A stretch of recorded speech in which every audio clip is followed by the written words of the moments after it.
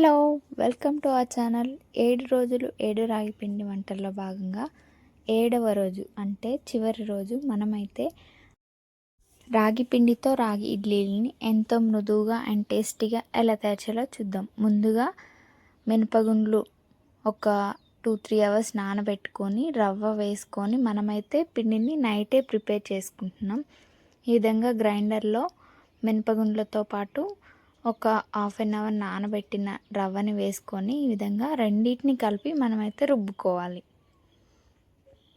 ఇప్పుడు రుబ్బుకున్న పిండిని రాగి పిండి కలుపుకోవడానికి కొంచెం ఇడ్లీ పిండి పక్కకు తీసుకొని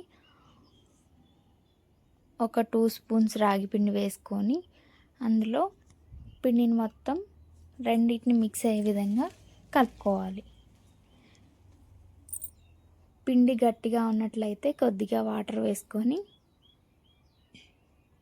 పిండి టెక్స్చర్ అనేది ఈ విధంగా వచ్చేంత వరకు కలుపుకొని మనం పిండిని అయితే ఫెర్మెంట్ చేసుకోవాలి. ఈ విధంగా మార్నింగ్ చూసినట్టయితే పిండి అయితే ఈ విధంగా ఫెర్మెంట్ అయ్యి మంచిగా మనకి ఇడ్లీలు అయితే పర్ఫెక్ట్గా మృదువుగా వస్తాయి. ఈ విధంగా పిండిని మొత్తం కలుపుకొని కొద్దిగా సాల్ట్ వేసుకొని కొద్దిగా వాటర్ వేసుకొని కూల్ వాటర్ ఉంటే కూల్ వాటర్ వేసుకోవడం వల్ల మనకైతే ఇడ్లీ చాలా సాఫ్ట్గా వస్తుంది.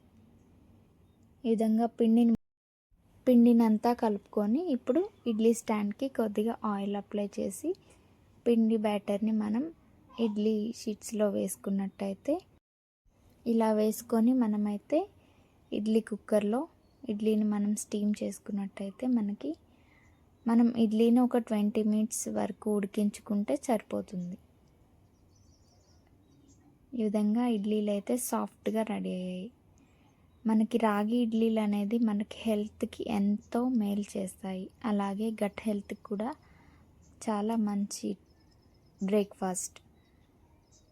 చూసారు కదా, ఎంతో ఈజీ అండ్ హెల్తీ అయిన రాగి పిండి ఇడ్లీలు ఎలా టేస్టీగా అండ్ ఈజీగా తయారు చేసుకున్నామో. Thanks for watching and subscribe to our channel.